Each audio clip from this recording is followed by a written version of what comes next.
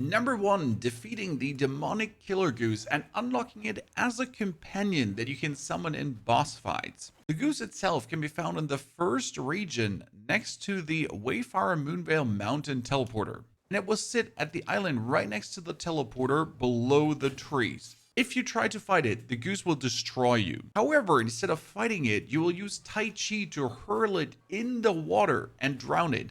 This works against every single goose on the map, by the way. If you accidentally aggro one of these or get another quest to dominate one of them, just throw them in the water with Tai Chi.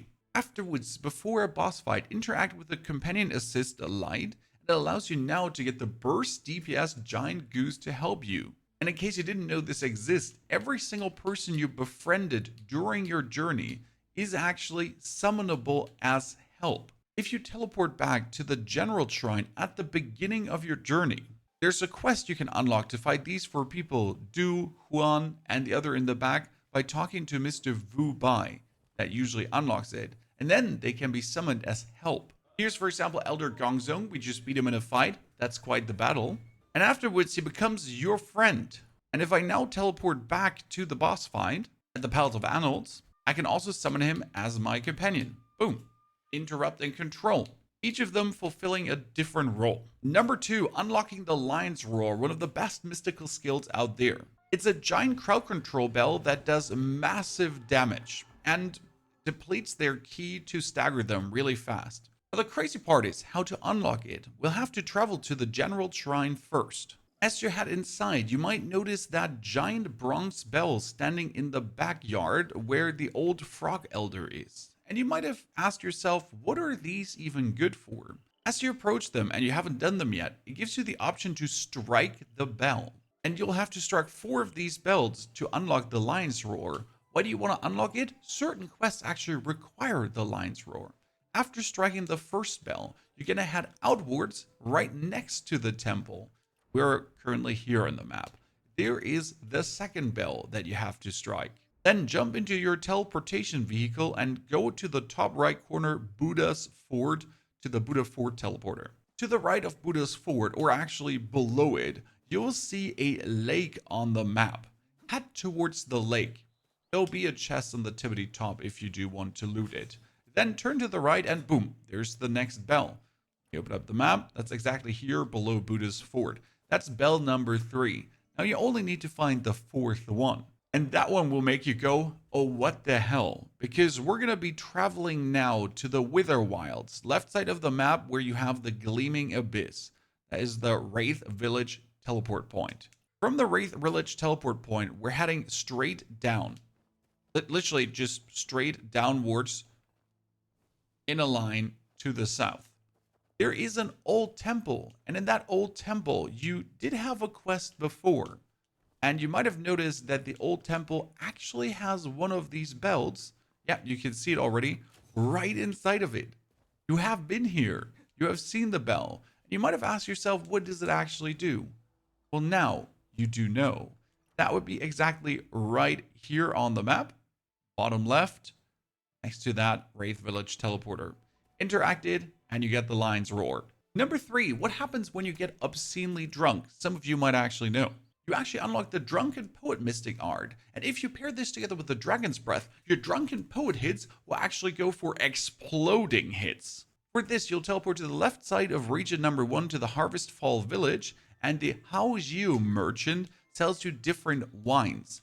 Make sure that you actually buy the perfumed wine, because you only need to drink 4 of those, compared to the others where you have to drink up to 10, if I'm not mistaken. Then teleport yourself to the clinic because you're going to get ill drinking that much alcohol. And then hammer away that perfumed wine until you have that mystic art unlocked. Afterwards, get healed in online mode or from the lady in front of the clinic. I now use the Dragon's Breath on my enemies to set them on fire. And then I follow up with the Drunken Poet. Every hit I do while spamming away gives us a fiery explosion. Now you're going to ask, Pony, how do I get Dragon's Breath to combine it then together with the Drunken Poet? No problem. You will have to travel down to Kaifeng City to the East Cross Street landmark and make your way into that big tower. On the bottom of the tower, there's a 9 Mortal Way disciple. These are the dudes, and this is the guy inside. He's going to tell you a heartbreaking story about something being stolen from him. After you exhaust his dialogue, you're going to teleport to the southern gate. Straight up, turn left and head down the street. And you're looking for a vendor who's yelling about straw sandals. He's selling straw sandals. That would be the 9 Mortal Ways disciple right below me. On this one, you're going to be using Heavenly Seas to steal the book from him and then return to the guy that we talked to at first. After you exhaust this dialogue again, you're going to open up your map, click on the progress behind me, go over to Wandering Tales, and then scroll all the way to the side where it gives you the respective Wandering Tales quest. It's going to be called Dragon's Breath, and press claim. Then you'll get the Dragon's Breath Mystic Art. Number 4, you don't have to fight against Outpost if you don't want to. You can approach them, and some of them will challenge you. They'll ask, "Who are you?" And you can say, "I'm the Master Healer. I'm a super good chess player. You never heard of me, good sir?" And they'll challenge you to a duel on something. Either it's going to be a pitch pot challenge, you have to heal someone, chess play, whatsoever. And this is vastly faster often than actually fighting, especially the pitch pot one. Just done with a stronghold without having to lift a single finger. This will obviously make it that you don't get the loot from the killed guys. However, you still get the reward chest at the end, and you can loot all the chests inside that stronghold. Choose your poison, it's an option. Number 5, if you gather enough oddities, you can make every single world boss weaker. You heard it right. There is Mr. Qishang, your oddity vendor in the first region, located right next to the Verdant Wilds Wayfarer Outpost. You do obviously want to unlock everything the man has to offer because it's simply going to give you more defense, life, power, everything. That is important for multiple reasons. I'll get to that in a second.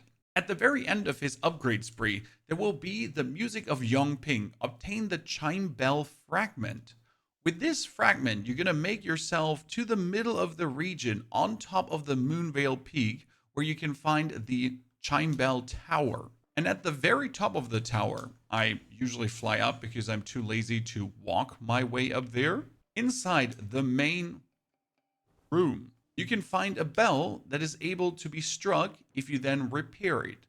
For this, you'll have to go into the build mode and actually put the bell piece inside. I could pull it out if I feel like it. And after then ringing the bell, every single world boss will be weaker. Number 6, below Kaifeng City, there's a whole nother region called the Ghostlight Market. There are 2 ways to get there.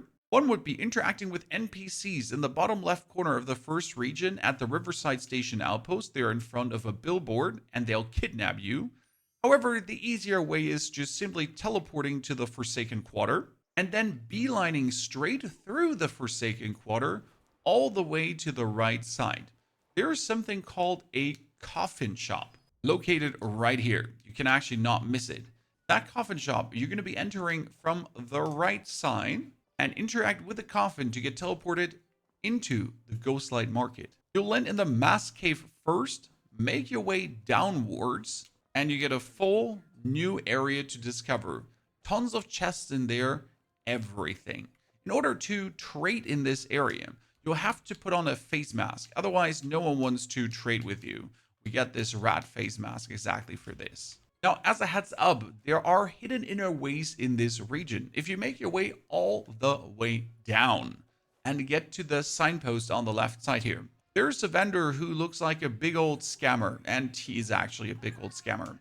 However, if you buy from him the books called Unknown Old Books, they cost 12,500 per piece. You can buy 30 of them. You'll get 2 legendary arts unlocked. One would be the Sword Horizon for the strategic sword, and one would be the Sword More for the no-name sword. They're the best for each respective weapon, and you can grab them that easy. Now, the Ghostlight Market holds another secret.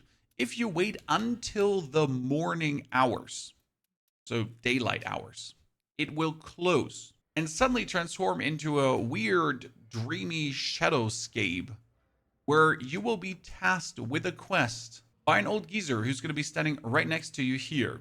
He will task you to find 3 items.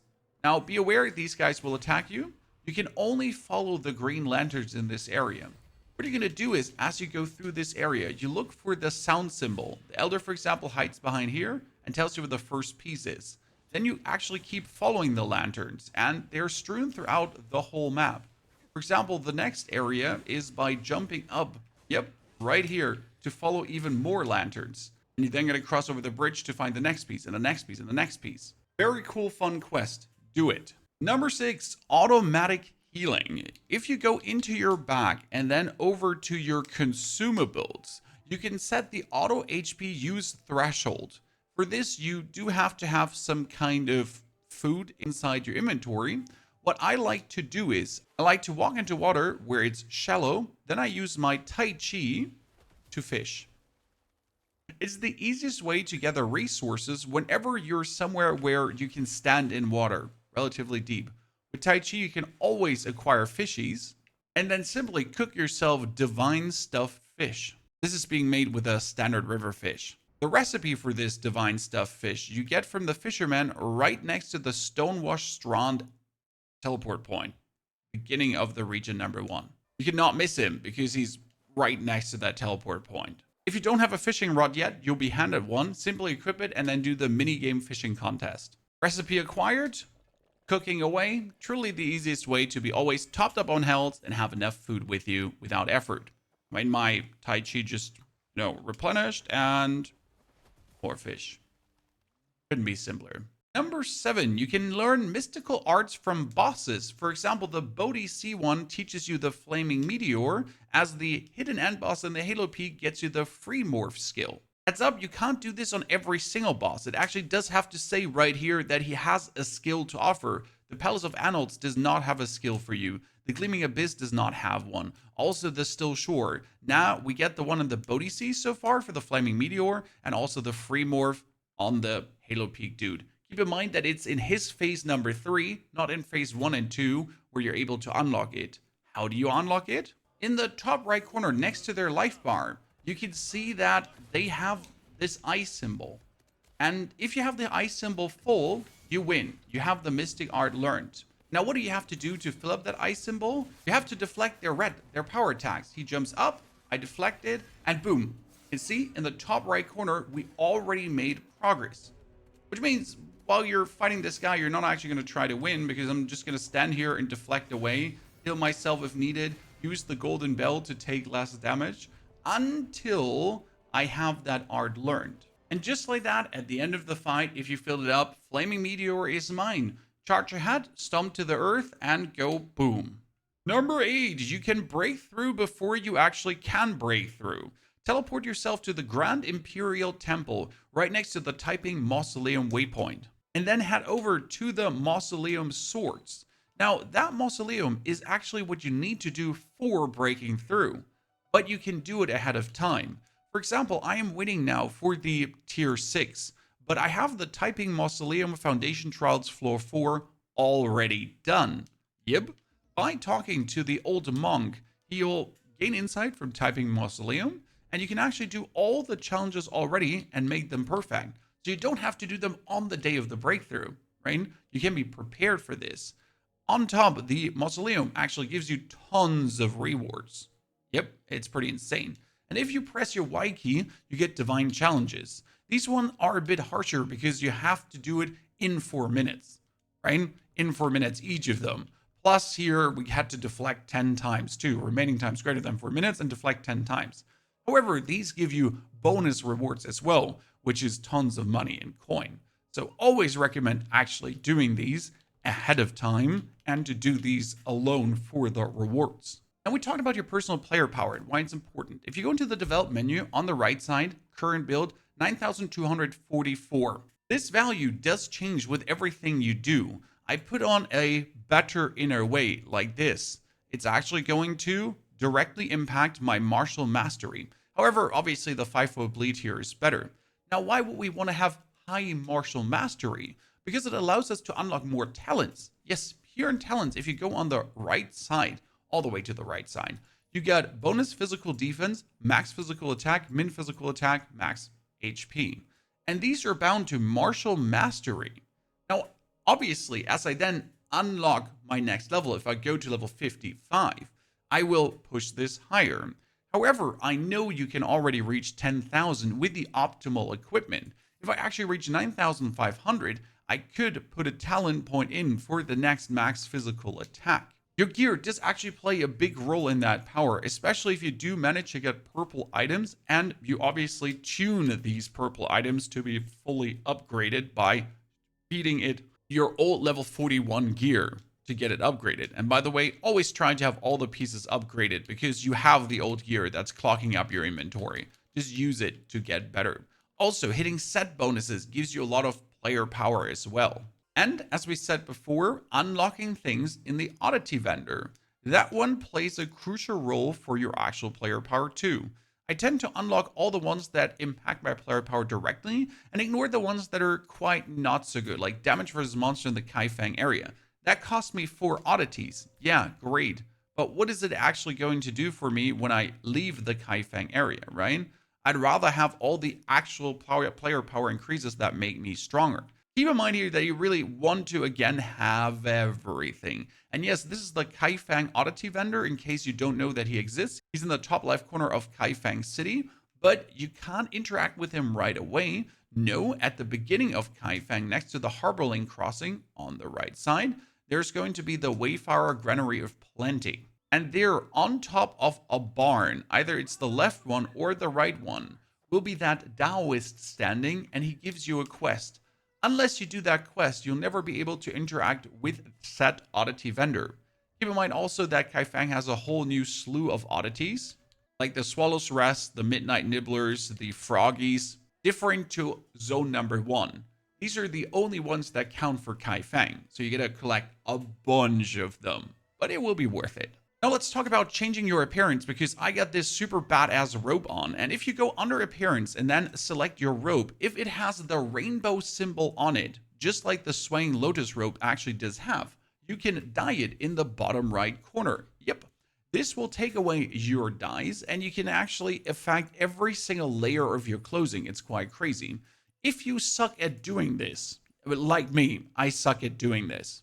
Instead of pressing the dye button, you're going to click on popular dyes, and it shows you things that people have done, and you can simply apply that to your robe.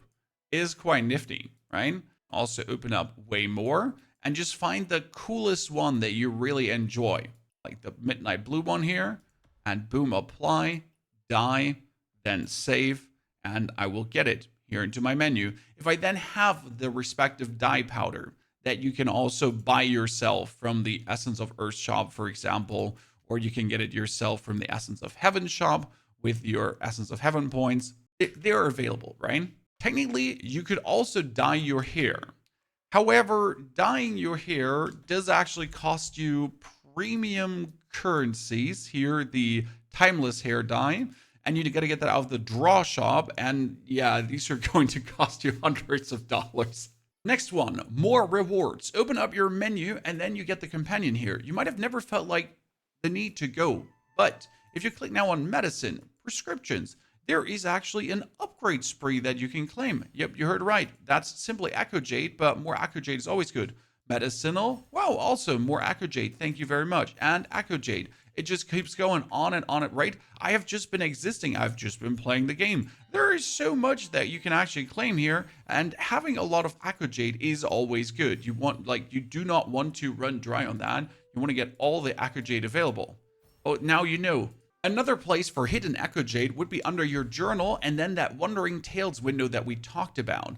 These Wandering Tales are not apparent at first. You have the description here. Near the entrance of the Buddha statue site, stonemason Mang Dalling frets over lost family heirloom. You actually have to go there to talk to the guy to pop the quest. It won't show on your map beforehand. Most of these will give you Echo Jade, exploration, XP, money, but some, like the Dragon's Breath that we talked before about, gives you actually a Mystic Art, and others can even give you the Fivefold Bleed Tome. Yep, that one you 100% want to do. It's also in our Kaifeng unlock video that's linked in the description. One very important thing for these tales, as you then finish them, you need to always come back to this menu and claim the reward. Otherwise, as for the Dragon's Breath, you don't get them. But they're a really fun discovery. And if you ever get stuck with one of these quests, you're going to open up your menu, then go for the guide, and swap from Encyclopedia over to Q&A. Let's, for example, enter Dragon's Breath here because you were unsure about the quest steps. And it will tell you go to the Fish Dragon stretch, to the guy I told you about, then head to the 9 motorway Straw Sandal Outpost. Problem is you have no clue where this is, right? Use Heavenly Snatch to steal Travelogue Tohari from Liang Huan. What you can do though is you can type in Liang Huan to find out where he might or might not be. A disciple of the 9 motorways known for selling straw sandals in a rather outrageous manner, and he's at the South Gate Avenue, main South Gate. Aha. Will help you to put things together if you're completely lost. Another cool thing will be unlocking the mystic art of the dragon's head. You heard right. Channel your inner force to gather fallen leaves, dust, shaping them into a dragon's hat, and strike enemies within range, dealing damage, knocking them back, grant damage reduction, and super armor during the skill. Now this one you can only unlock if you do actually unlock enough mystical arts. Yep. And under Kaifeng unlock video in the description, you have a lot of mystical arts to unlock. However, there's one I missed to show you, and that would be the Talon Strike. Yep, that one goes forward, breaks their defense, and depletes their ki like crazy. This one you'll get by going to the first region and then to the Front Mountain teleporter, right on top of the Palace of Arnolds. It's that stretch of land that leads you to the mansion, going for the Smith boss. However, instead of going to the right side, we're now heading to the left side. Now, I recommend just running this and ignoring everyone who's trying to kill you. You might or might not have like 20 billion enemies trailing you at some point, and it could get quite juicy. However, as we then get past all of these guys, we're trying to reach the very last spot at the end. There's actually no map marker for it. You're simply just trying to get past everything. And don't fall down the mountain like me. Because at the end of this road, there will be this island. Turn to the left and get over the bridge. On the island, to the right side below, here, there is an eagle's nest. And on that eagle's nest, you can learn Talon Strike. It gives you a feet palm prop up, and then you have one single chance to get it done. Don't worry, if you fail, you can do it again. With the Lion's Roar you unlocked earlier, the Dragon's Breath, the Drunken Poet, and now also the Talon Strike, you should be at enough to actually already get the Dragon's Hat. However, again, there is that Kaifeng unlock videos that also shows you where to get the Wolf-like Frenzy. Good, now let's get back to Kaifeng City and talk about exhausting vendors. This is Wang's Woodcraft, situated right next to the Grand Imperial Temple, where you had the mausoleum where we have been earlier. Now these vendors, they reset every Sunday. So every week they're getting complete new stock. And you do really want to deplete certain stocks on the vendors because the resources are limited and you want to simply have as many as possible for future upgrades. He's selling you Ebon Iron, but Oscillating Jade. Oscillating Jade will always be used to enhance your equipment. Deplete his stock, wait for it to replenish, deplete his stock again. Doesn't matter how many it costs. Level 3 Ebon Iron I don't need right now. However, I will need down the line, so I might as well just spend another 100k to buy them. The next vendor you want to deplete is to the north of the city, and he's called the Zhao Fen's Warehouse. In front of that warehouse is a guard you have to bribe, and then you can always just walk right up to him. What does he sell that is so important? Let me show you. At Zhao Feng's, you can buy a Lingering Melody, that's for roll-in, but most importantly, he sells you Inner Way chests. He does only have 20 of them, but they'll then give you those Inner Way upgrade manuals, so you're able to get more out of your Inner Ways. I'm already sitting at 5 Sword Horizon Scrolls, so I can almost have my Crosswinds Blade restore 8 Endurance, and then later give you more physical attack, and have my Bleed go even crazier, and at the very end, retain even Bleed charges after exploding. I cannot wait to keep upgrading these. It will be a long time until you really have it maxed out. However, setting the building stones for this empire by keep buying the chests as they actually replenish. Yeah, do that. Same goes for your seasonal shop. You definitely want to deplete the stock of the Inner Way chest nodes as well. And I would probably buy all the martial art tips plus the Oscillating Jade. There's a weekly stock of 100, deplete that. Lastly, I can recommend maxing out on career notebooks and buying yourself the healer gift boxes as well. My healer profession is already very far maxed out. I can go even further though, and my mastery is quite high, so I can keep healing people without actually having to play the minigame. And that's where buying those prescription books helps too, so you can upgrade your skills, which gives you even more healing power and makes it easier to then gain more jade, to be able to buy more stuff, to get more experience, to get more exploration. Yeah, beautiful. Definitely get the healer profession. If you don't have the healer profession yet, that is in the top left corner of the first region. There is the Mercy Heart town, and it should be exactly on this marker, left side of the town. And don't worry, the bug with the menus with the loading time is fixed, and it won't happen if you get the healer profession. Off to my final one, my favorite one. If you need resources for anything, might it be now for enhancing because you're missing out on stones, jade, whatsoever, or might it be because you want to upgrade, you want to break through on a mystic skill? For example, I'd like to upgrade my Cloud Step, but I need Beauty's Plume. You're going to click on the item, and then it says Gather Beauty's Garment, and it will take you to the item, right? It shows that all the Beauty's Garments are around here right now. Or for example, here, all the way around Halo Peak. The good thing about this gathering is, if I now teleport over, it shows me that in this area, there are 2 of those. So I'll just simply gather 1, and there's only 1 left. And then I'll pick up the second one, and it instantly brings you to the next area. So you're pretty much getting that farming spree down. And might that be now for the flowers, or might that be now for boars, or whatsoever, what you kill for coarse fur? It always redirects you to the next, to the next, to the next, to the next. And you can get that farm spree down to really get yourself the materials you're looking for. Sure, could you buy things from the seasonal shop? Yeah, absolutely you could.